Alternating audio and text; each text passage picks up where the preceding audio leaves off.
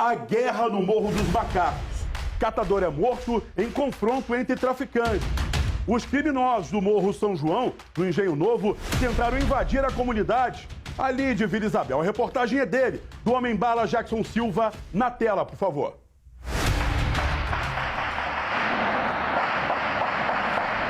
Foram 2 dias inteiros de guerra. Ai, tomar cuidado que tá dando tiro, hein? Muito tiro.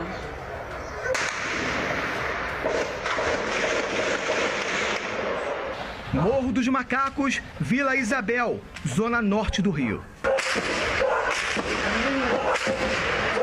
O confronto foi entre traficantes rivais. A troca de tiros foi registrada pelos moradores da comunidade. Homens aparecem armados e atirando na laje de uma casa. No meio dessa guerra, os moradores sofreram mais uma vez. Eduardo da Cruz Guimarães, de 28 anos, foi baleado na perna. Por causa do tiroteio, o socorro demorou. Ele foi levado para um hospital da região, mas já chegou sem vida. O jovem era conhecido como MC Dallas.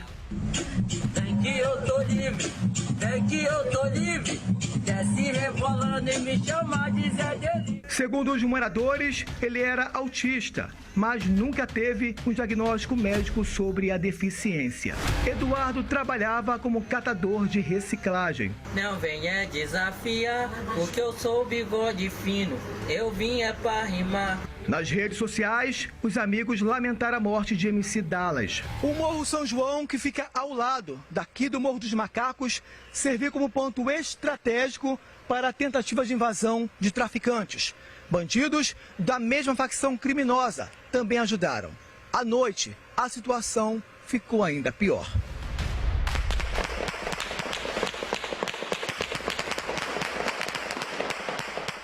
Rajadas de tiros por toda parte.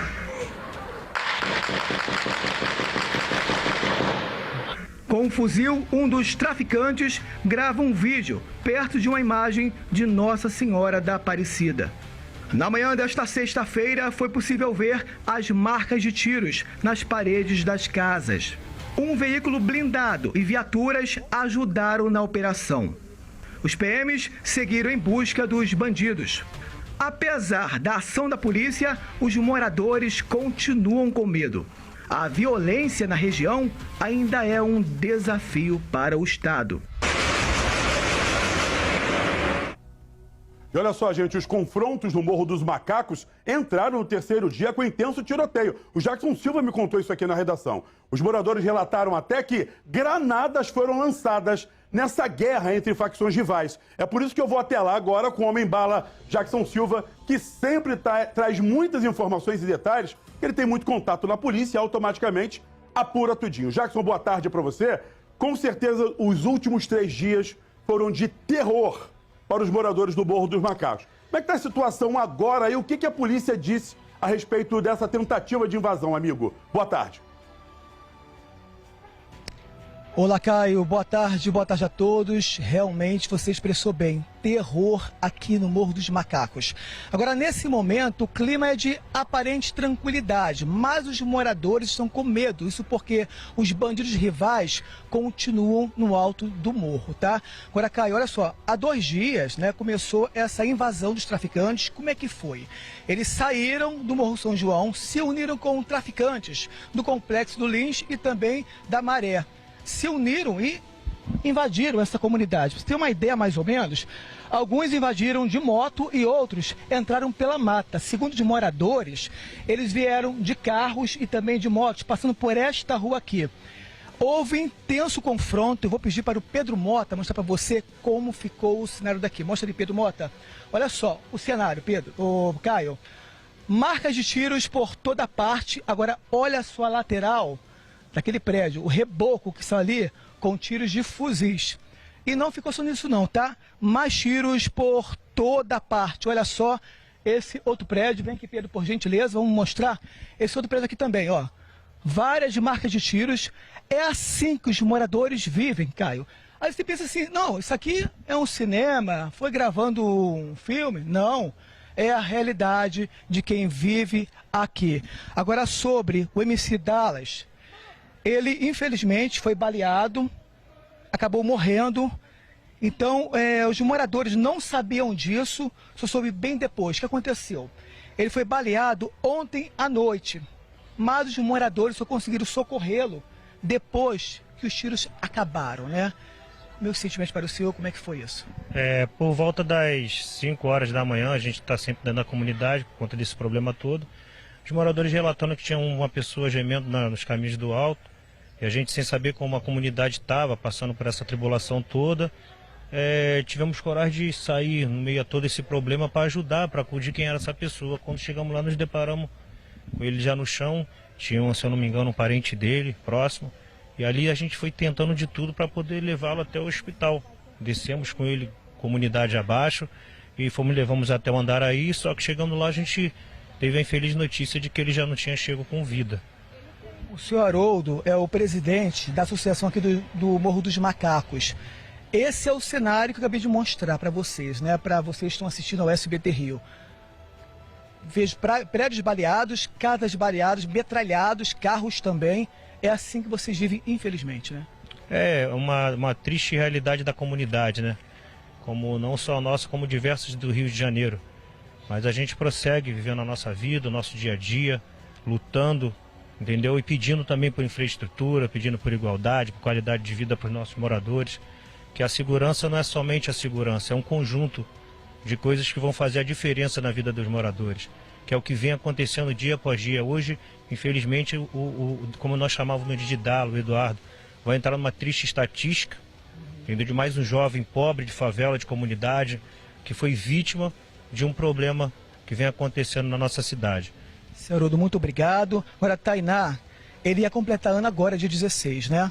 E estava tudo preparado para comemorar. Ele ia comemorar lá em casa, né? Já estudei com ele. Era boa pessoa, querido, dançarino. Era o sonho dele, né? Ser MC. E não conseguiu continuar o sonho dele, seguir a vida, né? E ressaltando que ele não tinha envolvimento nenhum. Nenhum. Eu conhecia ele. Todo dia ele estava lá em casa. Ele trabalhava como reciclagem e ajudante de predeiro, cara. Mas não tinha envolvimento com contrato, que é bom ressaltar isso, né? Ele estava lá em casa, era de manhã, de tarde, de noite, todo dia. Todo dia, não tem envolvimento nenhum. Ia para a igreja, passava lá em casa, principalmente para me chamar. Hoje mesmo a gente já está no culto meio-dia, na vigília. Não tem envolvimento nenhum.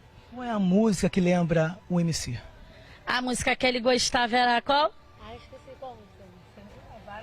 É muita música. Que ele inventava na hora. Ele rimava na hora, que ele era querendo o sonho dele ser MC, né? Ele pegava e rimava para as novinhas. Lá em casa também tem até o vídeo que tá rolando. E também tem essa, vem que eu tô livre. Ele dançava, uma alegria onde ele passava. Vem que eu tô livre, vem que eu tô livre.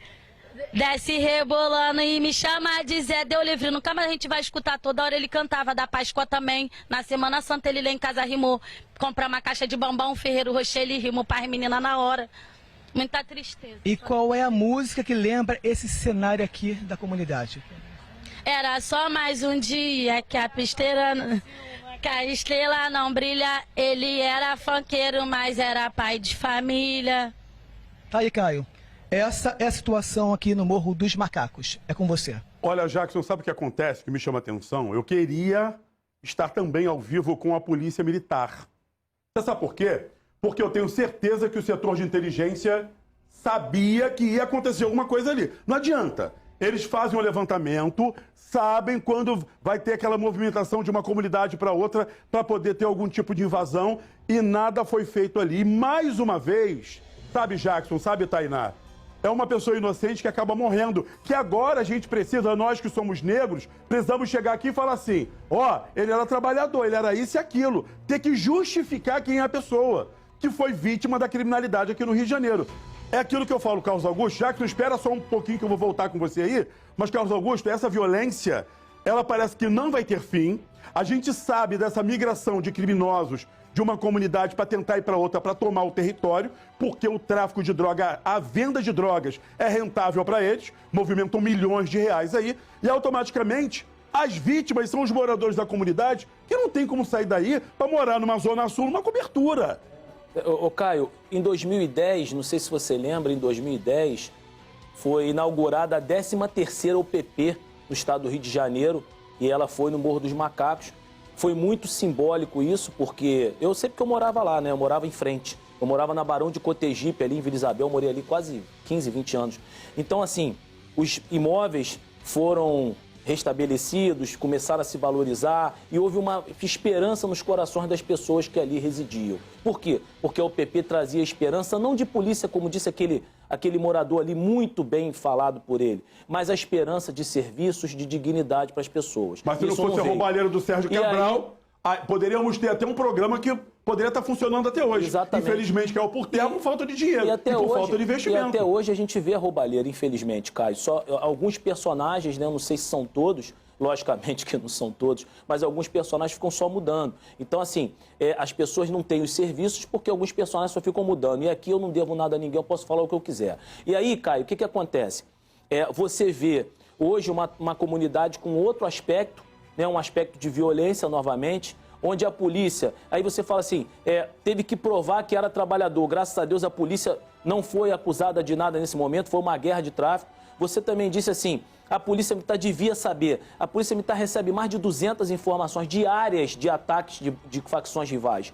Não tem como interceder em todas. E a partir do momento que determinado ataque é feito, se a Polícia Militar interceder, vai ser até pior, porque aí outras pessoas podem correr mais riscos ainda. E outra coisa, o Jackson falou uma coisa interessante ali, que uns entraram de moto, outros foram pela mata. Porque normalmente o pessoal, quando entra, espirra, de repente tem gente que foge e tal. Ou seja, houve um cerco planejado daquela comunidade para tomada de território, para realmente fazer o mal. Eu só preciso discordar de uma coisa de você.